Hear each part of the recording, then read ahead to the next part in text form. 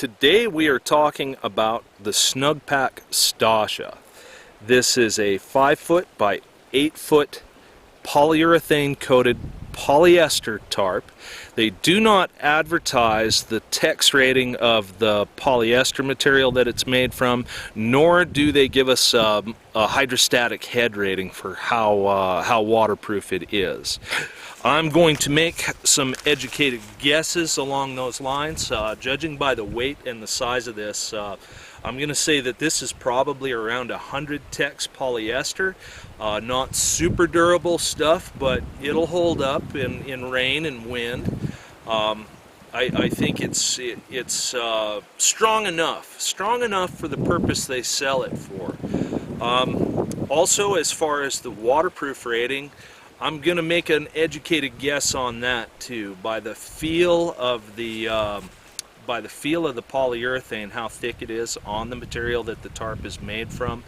I'm going to guess that this one goes somewhere in between 1,500 and possibly up to 2,000 millimeter water column. And again, this is just an educated guess from handling other materials like this, and I've gotten kind of used to you know, the feel of them. For instance, the DD 3x3, its polyurethane is relatively thin, and it's a 3,000 millimeter water column. The AquaQuest Defender is very, very thick and very, very heavy. That one's 20,000, and I've got some other tarps with some coating on them, and this one's pretty thin. It keeps the entire package very light.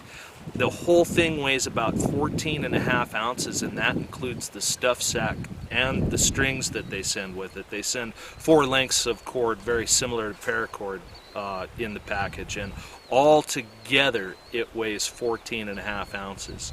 The whole thing packs down small enough to literally, I could fit 2 of them in my baseball cap. Without the stuff sack and without the strings that are with it, I can literally put 2 of these tarps in my baseball cap. So that should give you a pretty good idea of how much weight and how much size it is to carry along with you. Okay, I'm going to lay this tarp out here on the ground, and we're going to verify the size. We're going to make sure that it is 5 foot by 8 foot like they say it is, and then once we do that, we're going to talk about some of the features, and then I'm going to pitch it just in a real simple A-frame sort of thing, and then I'm going to tell you who I think this product is good for, what I think this product is good for, and maybe what some of its limitations are.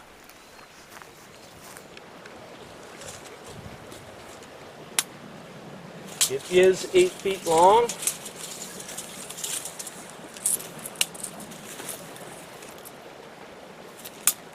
And yes, indeed, it is exactly 5'4" wide. Okay, moving on from that. Some of the features, along the long sides of the tarp, there are tie-outs on all 4 corners, and then there are 2 tie-outs along the long sides, and along the long sides only. There are no extra tie-outs for the ridge line, and that's it. You got all 4 corners, and you got 2 in the middle. And the middle ones are 32 inches apart. So 32 inches, 32 inches, 32 inches along the long sides. That's where your tie-out points are. There are no extra tie-out points along the short sides, along the width.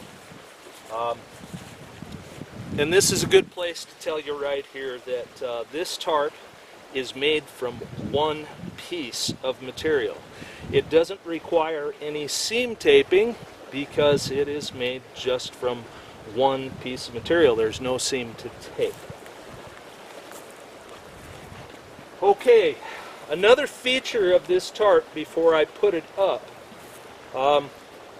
there are snaps there are plastic snaps all around the edges, and let's bring a camera in here to get a look at these.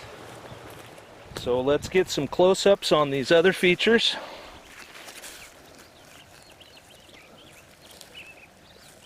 This is a tie-out, and it has just a little piece of reinforcement here that is a doubled over triangle of the same material the tarp is made from. This is some pretty nice webbing. You know, it's a standard sort of stuff. It's pretty thin, but you know, it's durable stuff. It's 1/2 inch wide webbing, so it's, you know, you're not going to harm that.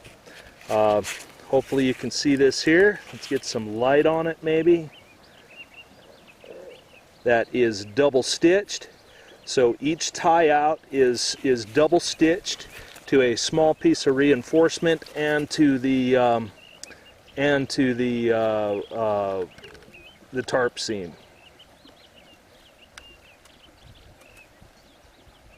So there you go, double stitched, reinforced, stitched to the folded over seam as well. So you've got a doubled over piece of reinforcement, the regular tarp material, double stitched to where they seam around the edge of this. You know, they hem it. It's a hem, it's not really a seam. Okay, now let's have a quick look at these plastic snaps. Well, let's wait a minute. Let's have a look at this corner. I'm going to pull out my stake here.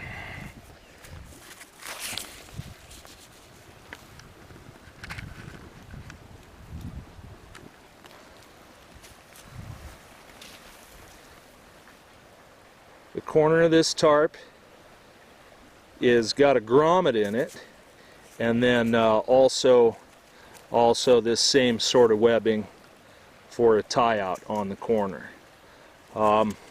I am personally not fond of grommets. I think they're a terrible idea. They will eventually tear through your gear, but for this particular piece of gear, I'm going to say that this isn't really a permanent piece of gear to begin with, so I guess I'm going to say that I don't really mind these grommets just being in the corners. They're actually quite useful. Now, while we're here, this is one side of one of these plastic press snaps, and the purpose of these plastic press snaps is to be able to fold this tarp over and make it into a bivvy bag. There are a lot of circumstances that I think a person can imagine where, you know, that might be really handy to have a 8-foot long and at that point 3-foot 2-inch wide bivvy bag to be able to make. If you're out in really bad weather and you need to make an escape bivvy, keep yourself dry, lay down in the mud and still remain dry, yeah, that's a heck of a good idea. Maybe when we're all done pitching this tarp, we'll put this into a into that configuration. Okay, this is what this tarp is very, very good at right here. This is just a very simple A-frame, very low to the ground. You'll see it only comes up to about my knee. That's because this thing's only 5 foot 4 inches wide, so as tall as you could ever make it is just, you know, 2 foot 2 inches. This pitch takes nothing, you know, just put up a ridge line, fold this over it, and you're done. You know, I used some tent stakes. I've got my ultralight, you know, shepherd's hooks with me today, and I used one in both corners, and then in the tie outs that are along the long sides. But honestly, I could have done this with 4, or I could have tied these corners all out to other stuff. This is what it's really, really good at. Now, here's where, you know, the use of this item gets kind of interesting. And something I said before about it is that I don't think that this item is something that's going to give you an awful lot of comfort. This is an escape bivvy. This is, you know, bad thunderstorm just rolled up. You're getting soaking wet, and it's really cold and really windy. You need some shelter immediately. Well, you can crawl in here, and there's no comfort involved in that. It's not much wider than I am, and your nose is going to be right up against the roof of this. Now, other possible configurations are certainly a lean-to. An 8 foot wide lean-to is not a bad thing, and I'm going to shut the cameras off for just a moment, and we'll put it in that configuration. Okay, it looks like the coffee water is about ready. Let's talk about these devices just a little bit, or this device, I should say, just a little bit. This tarp is not big enough to offer you an awful lot of comfort. In previous videos, I think I've shown you some bigger tarps, you know, that are much more serious devices that, yeah, you can get yourself plus your gear and maybe even another person under some of those, and this is not that sort of thing. What this device is really designed to be is an emergency escape bivvy. That's really all it is. As you see, the size of this, you know, yeah, it's big enough for me to lay down under as a lean-to, like you see it here. Let me get my knife put away here, and I'll lay down under this, and you know, as you can see, there's room. There's room to lay down. I can stretch all the way out, but I am pushed all the way back under this corner, and I can still reach the edge out here. So in a lean-to configuration like this, this isn't offering you just an awful lot of rain coverage. You know, it's you're not getting an awful lot of shelter as just a lean-to. It really isn't big enough to make it into a porched lean-to. You know, if we pulled this up over the ridge line to make a little porch, well, that just gets us lower to the ground. We just end up lower and lower to the ground that way. What it's really, really good at is that little A-frame, just big enough for a human to shimmy into. It's really good at being a escape bivvy bag, like I said. It has these snaps, but I am going to say that these snaps are pretty flimsy. They're a pretty flimsy plasticky plastic. That sounds kind of silly, but they really are. When you snap these and unsnap them, they feel like they're going to pull through this material, and they flex, and they just don't feel very strong. I think, you know, as an emergency bivvy, you could make it be an emergency bivvy, you know, for a day or something. You can accomplish it. But the fact of the matter is, you know, this isn't a device that you'll be able to do that with over and over and over and over and over again. I wouldn't recommend this as a bivvy for your sleeping bag. You know, I mean, this is a temporary emergency sort of shelter. This isn't a take it camping a million times, or I'm an outfitter and I spend 125 nights a year outdoors, or I'm a hiking guide, or I'm a thru hiker who spends 55 nights a year outdoors, or I'm a hammock camper who spends 70 nights a year outdoors. Yeah, no. This isn't that sort of a device. It's not going to put up with that kind of use. While this is made of nice material, and you know, it really is. It's pretty well made, but this isn't bomb-proof, really killer gear that you ought to have. What it is, though, is very lightweight, easy to pack. Packs down very small, like I said, even with its little bag with the strings in it. And those come in their own little stuff sack too. Here's a bunch of paracord. Looks like 4 strings. They're probably all 12 or 15 feet long with some plastic tensioners on the end. And this is pretty good paracord. It's just regular old 550 cord the way it looks. Yeah, yeah, that's really nice that they included that, especially for the price. I think I spent about $35 on this tarp. Even in its stuff sack and with the 4 pieces of cord and their tensioners and etc., this only weighs 14.5 ounces. It's very small. They advertise it'll fit in a cargo pocket in your khakis, and that's true. It will. It'll fit in a lot of places. I was carrying it around out here in my jacket pocket without any trouble. Last year when I got the first one of these I was carrying it around the inside pocket of a coat. Yeah, it's very small, it's very easy to pack, and it's enough to make emergency shelter for one person out of. Now, who do I think would benefit the most from this? I think this would be a pretty good thing for a get-home bag for your car. I think it would be a really nice item for fishermen to carry. If you are somebody who you know, is a creek fisherman, you might walk 5 or 6 or 7 miles of creek bottom in a day. If you're a shore fisherman along riverbanks, and you might walk 4 or 5 miles from your vehicle, and you might possibly get caught out in a storm, thunderstorms like we have here.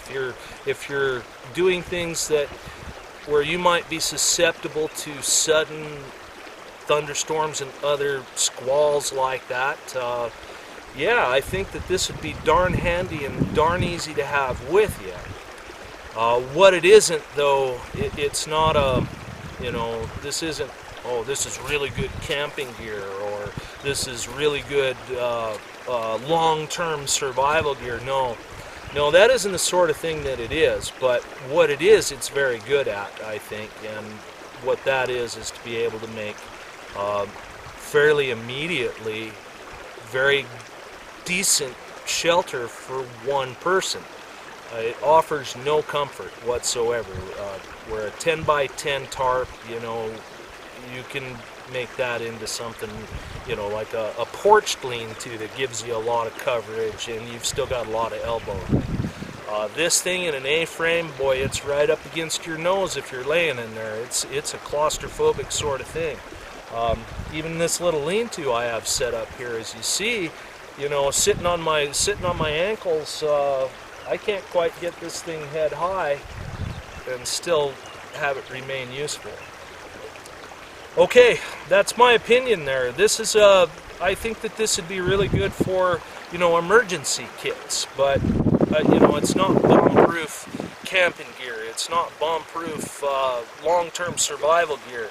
It's not bomb-proof, you know, whatever other situations that you can think of that might mean something to you, why you might own something like this. But yeah, if you scout, if you base camp somewhere and then range a few miles from that base camp, yeah, really nice, quick, easy, one-man kind of shelter you can put up in a couple. One end of the tarp, one of the narrow ends has these plastic snaps, and the other one doesn't. So, you know, I guess that'll answer any questions about, you know, which side are you supposed to get in and out of. Boy, that snap right there isn't working real well. Like I was saying, these are kind of, there we go, it snapped. Kind of cheesy plastic snaps. They aren't great, but they are functional. I just don't think that they would function, you know, hundreds of times. I think those are a very likely point of failure.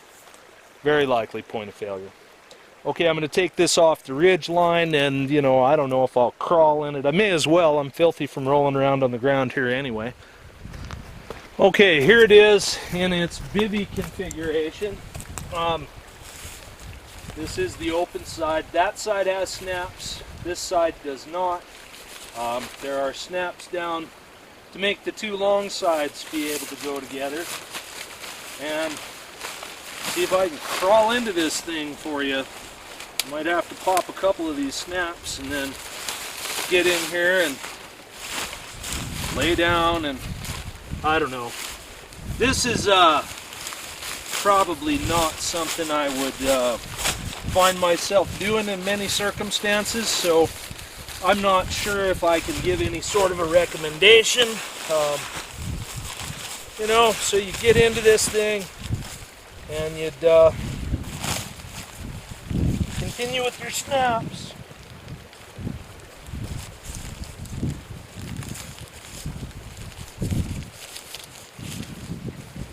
And just snap it all the way up around you.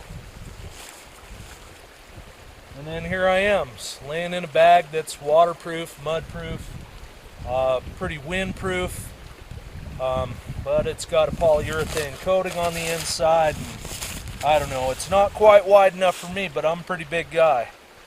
So there we have it.